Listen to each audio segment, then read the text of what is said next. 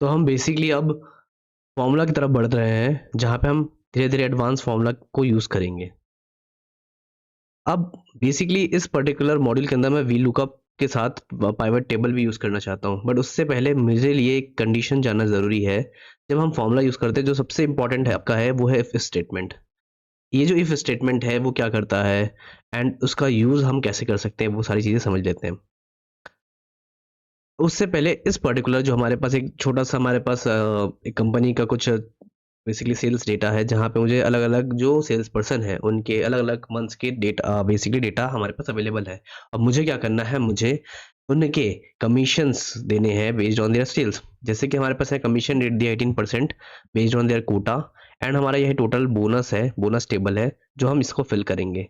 इस bonus table को use करने के लिए हम क्या यूज़ करेंगे, वी लुकअप का यूज़ करेंगे, बट अभी के लिए मैं कमीशन का यूज़ करता हूँ। जैसे कि मैंने आपको लिस्ट क्रिएशन बताया था, तो लिस्ट क्रिएशन का हम यहाँ यूज़ करेंगे, क्योंकि लिस्ट क्रिएशन क्या करता है, मैंने आपको बताया था कि एब्सोल्यूट वैल्यू लेता है। कैसे एब्सोल्यूट वैल्यू लेता है, रेफरेंस वैल्यू क्यों नहीं है, रिलेटिव वैल्यू क्यों नहीं है, ये मैंने आपको पहले के लेक्चर्स में बता दिया है। तो अभी के लिए मैंने क्या किया, मैंने इसको नाम दे दिया क्या, कमीशन रेट, एंड जो हमारा कोटा है इसे मैंने बोल दिया quota rate, your quota rate. तो इस तरीके से हमने क्या कर दिया, इस तरीके से हमने क्या क्रिएट कर दिया, हमने इस तरीके से लिस्ट क्रिएट कर दिया, और इसके लिए मैंने इसे कह दिया bonus table, bonus underscore table. जब भी आप लिस्ट क्रिएट करें तो मेक श्योर कीजिए कि आप एक बार उन सभी चीज़ों को चेक कर ले, क्योंकि होता क्या है, जनरली आप जब क्रिएट करना चाहें तो आपका गलती से कहीं और कर्सर सेलेक्ट हो गया और आपने उसको नेम दे दिया। तो जब भी आपने नेम सेलेक्ट कर लिया, लिस्ट क्रिएट कर लिया, तो एक बार आप चेक जरूर कर ले कि सारे ही जो डेटा है जो आपने नोमेनक्लेचर दिए हैं वो सही है या नहीं है। अब शुरू करते हैं हमारा इफ स्टेटमेंट। हमारा कंडीशन क्या कहता है, हमारा कंडीशन कहता है कि अगर किसी का भी 60% से ऊपर का, 60 रुपीज के ऊपर का सेल है, तो उसे 18% का कमीशन दिया जाए। राइट। तो इफ स्टेटमेंट करता क्या है, इफ स्टेटमेंट आपका बेसिकली एक टेस्ट परफॉर्म करता है, वो एक लॉजिकल टेस्ट बताता है, पूछता है आपसे कि ये टेस्ट क्या होगा अगर आपको वो टेस्ट देना है।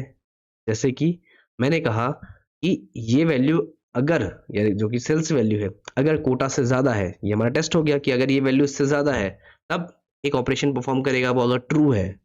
अगर फॉल्स यानी कि अगर नहीं हुआ तब एक ऑपरेशन परफॉर्म करेगा। तो इफ स्टेटमेंट ऐसा काम करता है। अब इफ स्टेटमेंट क्या है, हमारा एक फॉर्मूला है, तो फॉर्मूला स्टार्ट करने के लिए हम हमेशा क्या करते हैं, इक्वल्स टू को साइन लगाते हैं एंड आप इफ लिखेंगे। इफ लिखते साथ आपके वो जितने भी इफ से रिलेटेड फॉर्मूला है वो आपके पास आ जाते हैं।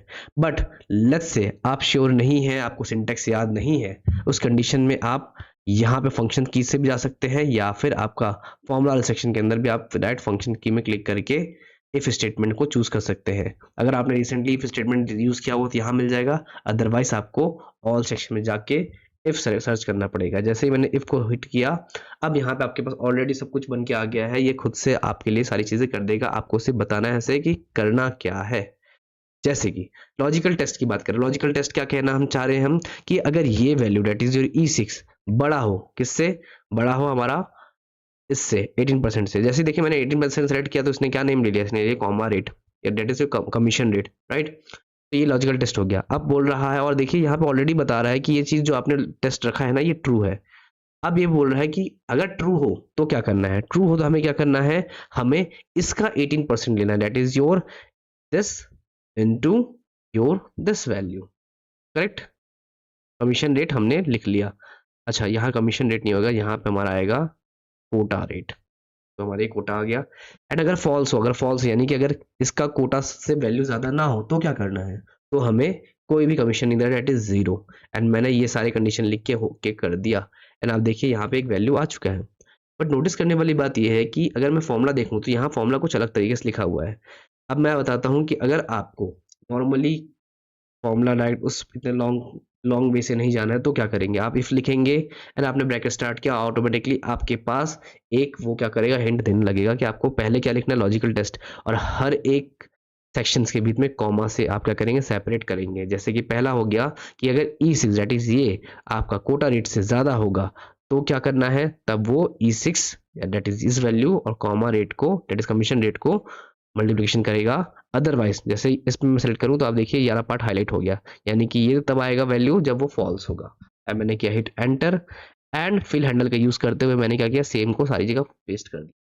अब देखने वाली बात यह है कि यहाँ पे हमारे पास कुछ लोग जैसे कि मॉन्डर हो गए या फिर साइमन हो गए या फिर हमारे पेरूजी हो गए, इनके जो है ये कंडीशन मैट नहीं कर रहा, ऑब्वियसली मैट नहीं कर रहा, फिर $60 से ऊपर का उनका सेल वैल्यू नहीं है तो इन्हें कोई भी कमीशन नहीं मिलेगा। So this is all about if statement. अब हम बोनस के बारे में बात करेंगे, बट बोनस के लिए हमें वी लुकअप का यूज करना पड़ेगा कि अगर किसी पर्टिकुलर रेंज में हम कोई कंपैरिजन कर रहे हैं तो हम वी लुकअप का यूज करेंगे। एंड वी लुकअप के और क्या यूज केसेस है वो भी हम समझने वाले हैं हमारे आने वाले लेक्चर में। तो if you have any doubt you can ask me on the comment section. अगर कोई क्वेश्चंस पूछने हैं तो आप पूछ लीजिए। अगर आपको ये शीट चाहिए प्रैक्टिस करने के लिए तो वो भी आप मुझसे ले सकते हैं। आप मुझे कमेंट कीजिए, मैं आपको लिंक प्रोवाइड कर दूंगा। तो till then bye bye, have a good